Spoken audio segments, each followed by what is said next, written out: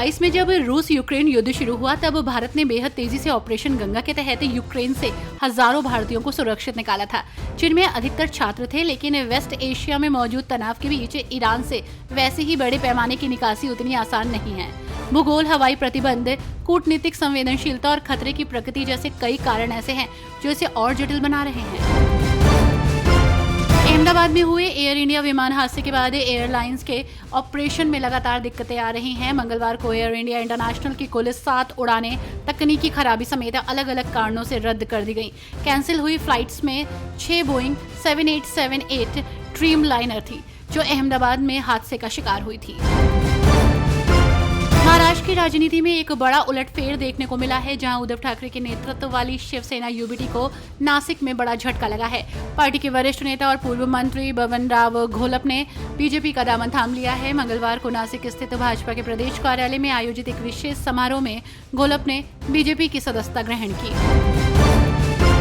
बिहार में विधानसभा चुनाव के ऐलान से पहले घोषणाओं की झड़ी लगी हुई है। मंगलवार को मुख्यमंत्री नीतीश कुमार की अध्यक्षता में हुई राज्य कैबिनेट की बैठक में इस संबंध में एक अहम प्रस्ताव को मंजूरी दी गई है। बिहार के 6 और शहरों को जल्द ही हवाई संपर्क की सुविधा मिलने जा रही है। इस मीटिंग में सरकार ने 6 नए एयरपोर्ट के साथ साथ कई और अहम प्रस्तावों को मंजूरी दे दी है। पटना हाउस में डीडीए के प्रस्तावित डिमोलिशन एक्शन मामले में दिल्ली हाई कोर्ट ने 1 दर्जन से ज्यादा याचिकाकर्ताओं को बड़ी राहत दी है। हाई कोर्ट ने अलग अलग याचिकाकर्ताओं की अर्जी पर सुनवाई करते हुए डीडीए को नोटिस जारी किया है। साथ ही प्रस्तावित डिमोलिशन कार्रवाई पर रोक लगाई है। तो वहीं अब 10 जुलाई को हाई कोर्ट सभी याचिकाओं पर एक साथ सुनवाई करेगा।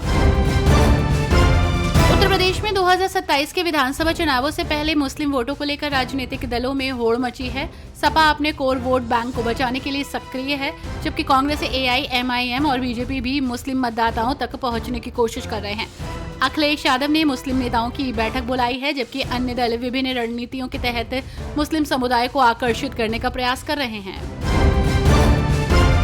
ज्योतिष पीठ के शंकराचार्य स्वामी अभिमुक्तेश्वरानंद ने कथावाचक मुरारी बापू के सूतक काल में विश्वनाथ मंदिर दर्शन और कथावाचक को सर्वथा अनुचित बताया है। उन्होंने कहा कि मुरारी बापू मनमानी कर रहे हैं जो सनातन के खिलाफ है। कनाडा से G7 समिट छोड़कर वॉशिंगटन आए अमेरिका के राष्ट्रपति डोनाल्ड ट्रंप ने कहा कि ईरान परमाणु हथियार बनाने के बहुत करीब है। ट्रंप ने कहा कि वे इजराइल ईरान विवाद का वास्तविक अंत चाहते हैं। उन्होंने कहा कि तेहरान छोड़ना ईरानियों के लिए बेहतर होगा। बिहार में होने वाले विधानसभा चुनाव से पहले अरविंद केजरीवाल की आम आदमी पार्टी ने बड़ा ऐलान कर दिया। पार्टी ने कहा कि वो चुनाव में अपने उम्मीदवार उतारेगी। आम आदमी पार्टी के राज्यसभा सांसद संजय सिंह ने पटना पहुंचने पर मंगलवार को कहा कि आप विधानसभा का चुनाव मजबूती से लड़ेगी। सीटों आदि को लेकर यहां के साथी और केंद्रीय नेतृत्व तय करेंगे। कांग्रेस नेता बजरंग पूनिया ने बीजेपी पर निशाना साधते हुए कहा कि कोई भी आवाज अगर उठती है तो उसको दबाने का प्रयास किया जाता है। मीडिया से बात करते हुए उन्होंने कहा कि बीजेपी का संगठन अलग तरीके से काम करता है। बजरंग पूनिया ने कहा कि बीजेपी कांग्रेस की राह पर चल रही है, क्योंकि सबसे बड़ी पार्टी कांग्रेस होती थी।